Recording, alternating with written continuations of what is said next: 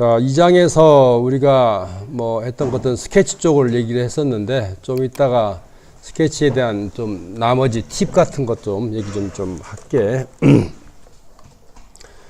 자, 2장에 뭐 들어가는 방법은 여러 가지 방법이 있다는 걸 여러분들 알고 있을 테고, 아이콘 눌러서, 일단은 이 아이콘을 눌러서 그 다음에 면을 선택하거나, 또는 우리가 한번 간단하게 한번 들어가 볼까?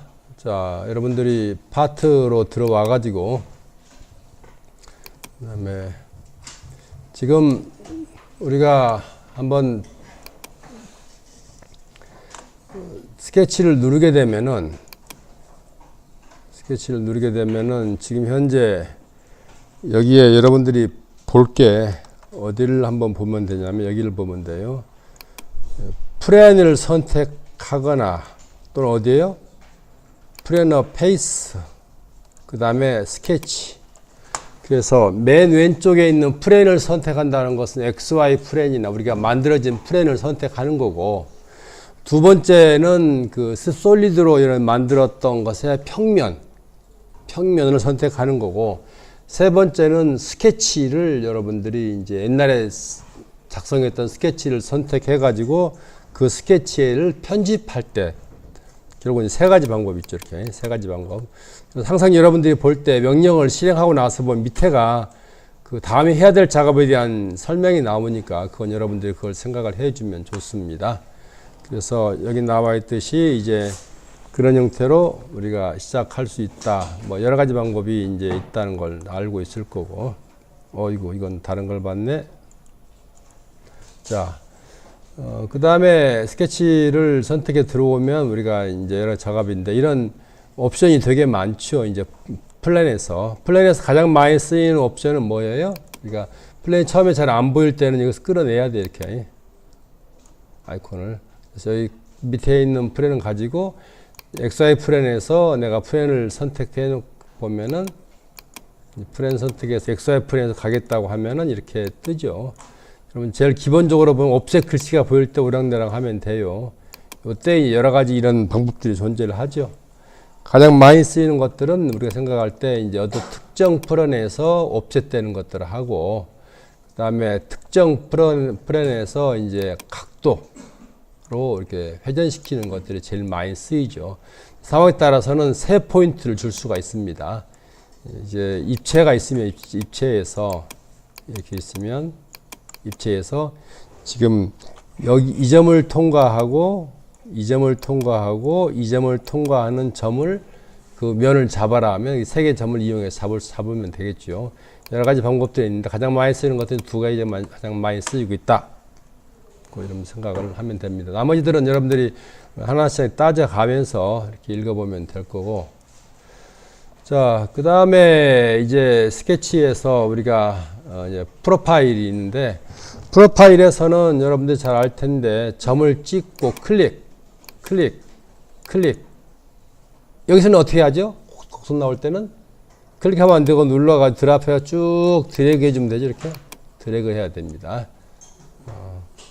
그 다음에 이제 클릭하고, 요때 클릭하고, 이때는 이제 세팅을 바꿔야죠. 그냥 접선이 아니기 때문에. 그래서 우리가 그런 걸로 누가 뭘 잘못 건드렸네. 자, 그 다음에 사각형 그리는 것 뭐 우리가 잘 알고 있고, 그 다음에 이것도 마찬가지고. 근데 이런 것들은 이제 좋은 것들이 대칭으로 이미 다 만들어져 있기 때문에 굉장히 쓰기가 편해요. 그래서 키월도 그렇고 헥사곤도 그렇고, 그 다음에 센터드 사각형도 되게 많이 쓰이죠. 왜냐하면 많이 쓰는 이유가 뭐냐면 벌써 대칭이 들어있대요. 대칭이 다 들어있기 때문에 여기서 두 개의 선의 중심이 되어 있기 때문에 벌써 기하학적으로 구석을 많이 시키고 있기 때문에 좋은 거죠.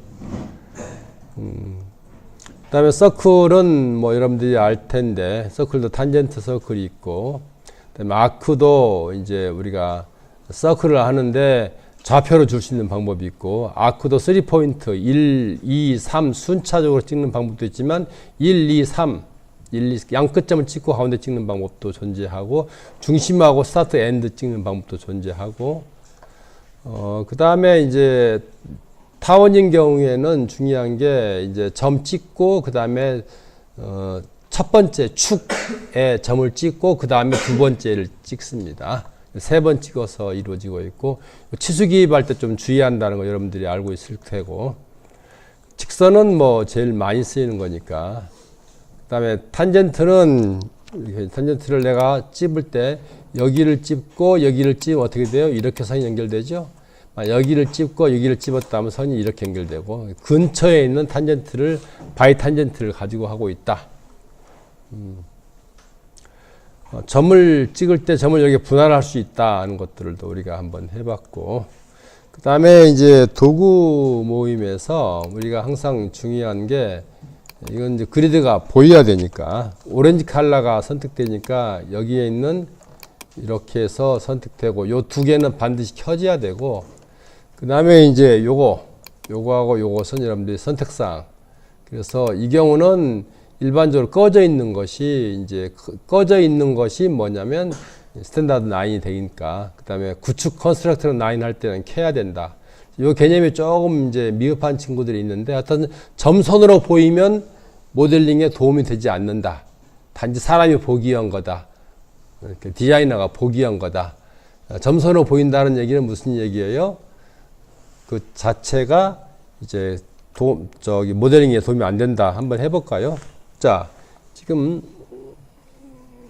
엑소의 프레임 잡아서 들어가 보죠. 들어가서 나는 지금 현재 이렇게 해놨어요. 요건 무슨 의미야? 요것은 격자를 보이게 하겠다. 이게 10mm, 10mm에서 총 100mm로 보이는 거고 두 번째가 이 격자의 점에 스냅을 하겠다 안 하겠다. 나는 보통 꺼놓고 많이 씁니다. 왜냐하면 어차피 치수를 기입을 할 거니까. 그 다음에 세 번째가 이게 스탠다드냐 구축이냐. 지금 현재는 꺼져 있으니까 구축 라인을 쓰겠고 그 다음에 이것은 뭐예요? 기하학적인 제약을 자동으로 넣겠다. 이건 치수적인 디멘셔널 제약을 자동으로 넣겠다 하는 그런 관점이죠. 자, 그러면 우리가 한번 적당하게 뭐 사각형도 하나 그려보고 서클도 그려보고 서로 터치하지 않게 한번 그려가지고 몇 개를 이렇게 이게 이렇게 가면 이게 프로파일로 3D 생성할 수 있어요? 없어요? 없죠? 왜? 서로 크로즈 된 것들이 터치하면 안 돼요. 터치하면 안 되기 때문에 안 되는 거죠. 이렇게 해가지고 우리가 패드를 만들면 패드가 만들어지죠? 패드를 이렇게 해서 이렇게 만들어지는데 플러스 눌러가 우리는 해가지고 자 지금 요 서클을 내가 여기서 요걸로 눌러요. 그럼 어떻게 돼요? 내가 지금 현재는 컨스트럭션 라인이에요. 아니 이게 아니라 얘예요. 두 번째. 왜냐하면 얘가 꺼져 있기 때문에. 키면 뭐가 돼요? 컨스트럭션 되니까. 그래서 컨스트럭션 내가 고치면 어떻게 돼요? 점선이 나오죠. 점선이 나오면은 어떻게 해요? 안 돼요. 그리고 또한 밖에서 볼 때도 점선 나오는 것은 안 보여줘요. 여기 원래 점선이 있었죠? 이렇게 있었죠? 안 보여주잖아요. 그래서 우리가 항상 생각할 때 컨스트럭션 라인하고 그 차이가 뭔가 하는 것들을 여러분들이 명확히 알아야 됩니다. 그래도 보여주는 거 있고 스냅, 이건 스냅이니까. 스냅은 이제 이런 것들 때 쓸 수 있죠. 예를 들어서 서클을 그려야 되겠는데 지금 여기서 하는데 나는 지금 보니까 50단위밖에 10단위밖에 안 가요. 이게요. 나는 여기 중간에 찍고 싶다 할 때는 얘를 꺼야 돼요. 꺼야 중간 부분에 찍을 수 있어. 이렇게. 현재 이것은 내가 눌러주면 다시 살아나고 살아나면 밖에서 여기서 또 만들어지겠죠.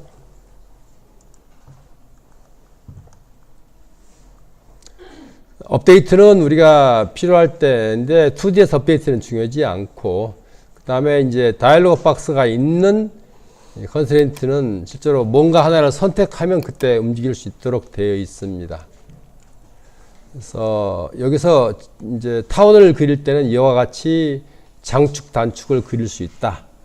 치수를 넣을 수 있다 할 때 쓰는 거고 시메트리가 실제로 생각보다 많이 쓰입니다. 시메트리는 어떻게 맨 먼저 1, 2, 다음 마지막에 중심선을 선택하고 나서 다음에 시메트리를 우리가 선택을 해주면 됩니다. 어떤 경우는 여기 끝에 있는 equal distance도 선택할 때도 있습니다만 보통은 시메트리가 활성화가 되죠. 보통 활성화 안 돼 있는 상태에서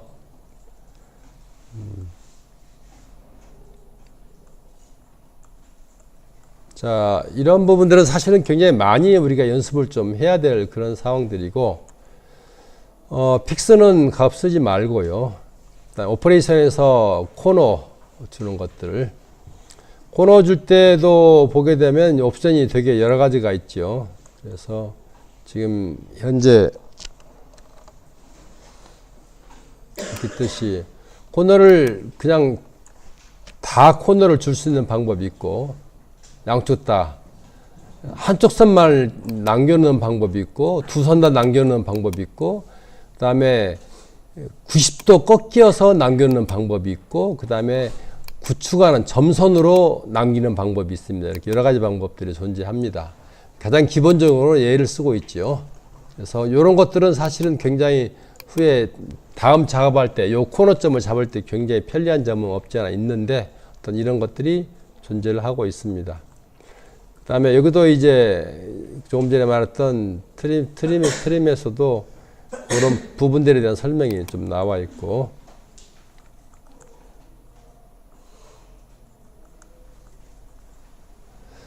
트랜슬레이션 물체를 이제 그 2D 엔티티를 옆으로 이동을 하면서 중요한 게 동시에 듀플리케이트라는 명령에 의해 가지고 옮길 수가 있다. 생각을 해. 노테이트도 마찬가지고. 그래서 그런 기능이 가능하다. 옵셋은 자동으로 치수까지 기입이 들어간다. 언제 이걸 켜놓으면 스케치에서 얘를 켜져 있게 되면 자동으로 치수까지 들어간다. 3D 프로젝트는 전번주에 많이 했는데 오늘도 한번 간단히 우리가 많이 활용을 해야 될 것 중에 하나니까. 왜냐하면 3차원 공간에서 우리가 물건을 설계한다는 것은 서로 여러 개 부품들이 서로 연관관계가 있어야 되기 때문에 그 연관관계를 잡아주기 위해서는 프로젝트를 많이 쓸 수밖에 없는 상황입니다. 자, 그러면 여기서 우리가 한번 좀 다른 부분들을 한번 좀 따져볼까요? 자, 우리가 지금 스마트 픽이라는 기능을 지금 쓰고 있는데, 스마트 픽 기능에 대해서 한번 다른 자료에 있는 걸 가지고 얘기를 좀 해봅시다. 지금 우리가 여기 나와 있는 것처럼 컨텍스추얼 메뉴라고 말을 하죠. 문맥에 따라서 우리가 선택한 것이 여기에 뭐가 있느냐 따라서 그때 나오는 명령들이 다 달라집니다. 그래서 이 명령들을 우리가 컨텍스추얼 메뉴라고 하는데, 컨트롤 시프트를 눌러가지고 이것들을 이제 작업을 하기도 하는데, 자, 지금 현재 이제 여기서 우리가 본다면, 우리가 2D에서 움직이다 보면 위에가 10이고 아래가 20이 나와 있는데, 위에 10은 X좌표입니다. 아래 20은 Y좌표고. 그래서 우리가 XY 좌표가 이렇게 표시되고 있다. 요게 얼마에 10이고 요게 20이죠. 그래서 거기 되고 있다. 이제 여기 그리드 위에 있다는 것은 이제 아이콘이 저렇게 표시가 되고 있고.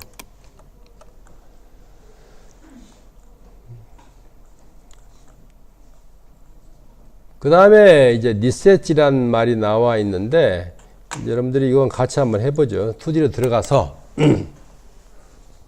들어가서 지금 내가 선을 긋겠다고 합서 직선을 선택을 합니다.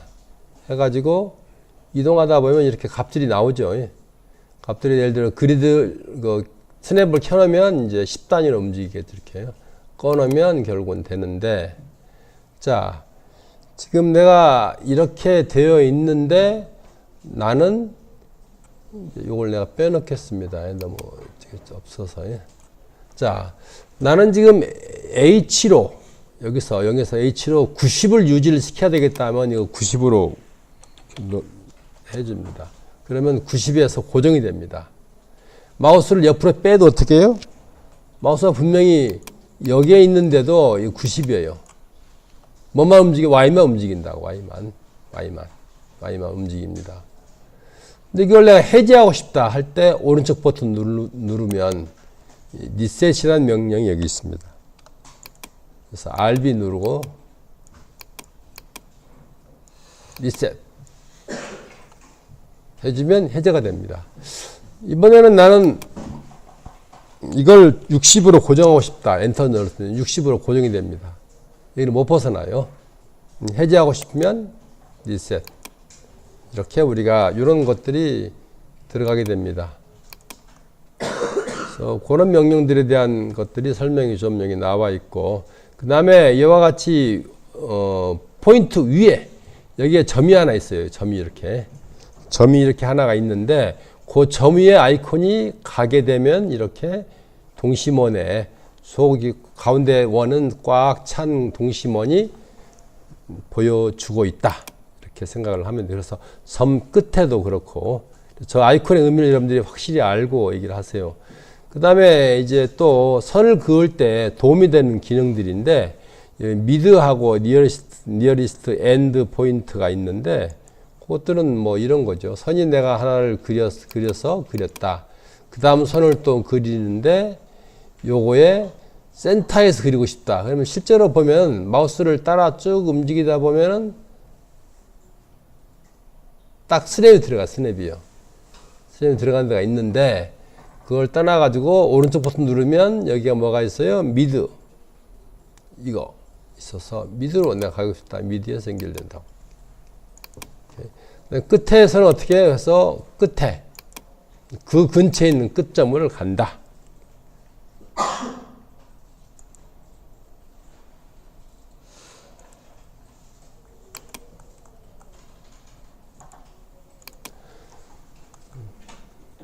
자, 그 다음에 이제 원호를 그릴 때 중심을 맞출 때도 마찬가지입니다. 물론 이제 이렇게 여기서 서클이 하나 그려져 있는데, 하나 그려진 상태에서 여기서 이렇게 시작해도 됩니다. 근데 여기서 놓고 오른쪽 눌러가지고 컨텐츠 해서 하면 동심원으로 들어가게 됩니다.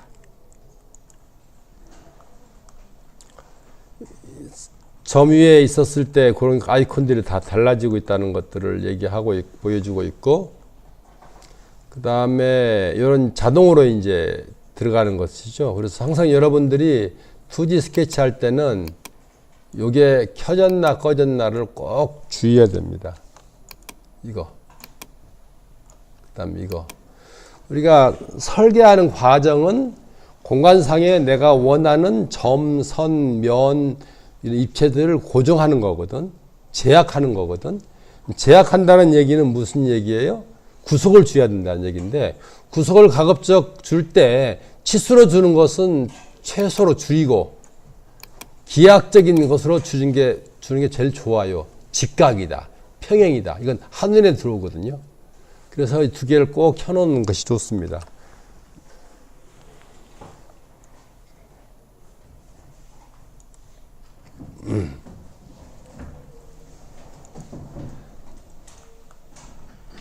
자, 이런 제약 요소들을 이제 우리가 표시하는, 여기서는 이제 점을 찍는 순서도요. 선은 1, 2 찍고, 그 다음에 아크는 이제 1, 2, 3, 스타트, 엔드, 뭐 1, 2, 3 찍는 방법도 여러 가지 방법들이 있으니까, 그건 그 명령에 따라서 여러분들이 나가면 될 거고, 그 다음에 자동으로 이렇게 들어가지죠. 이런 것들이.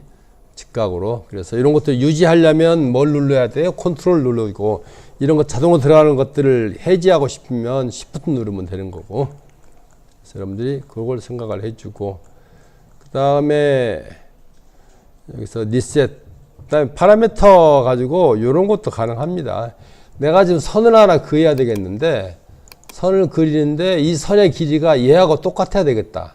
예를 들어 이 선하고 이 길이네. 그러면 들어와 가지고 라이트 버튼 클릭해서 파라메터 해가지고 카피 랭스, 제 길이를 카피해 가지고 이게 그 길이만 됩니다. 그래서 한번 확인해 보면 찍고 치수가 기입됐죠. 얘도 얼마인가를 보면은 얘도 똑같죠. 그래서 카피해서 다른 엔티티의 크기를 우리가 참조할 수도 있습니다. 그 다음에 여러 가지 조건들에 따라서 이렇게 이제 우리가 지금 보게 되면은 포인트와 포인트는 이런 것들, 나인과 나인, 서클 이런 것들에 이런 그 제약 조건들이 쭉 들어가니까 요것들에 대해서 기호를 보면 금방 알 수 있으니 여러분들이 이렇게 따져가면 될 것입니다. 자, 이런 것들을 여러분 활용해서 2D 할 때 스마트 픽을 기능을 이용하면 굉장히 좋을 일이라고 생각합니다. 오케이. 여기까지 해서 일단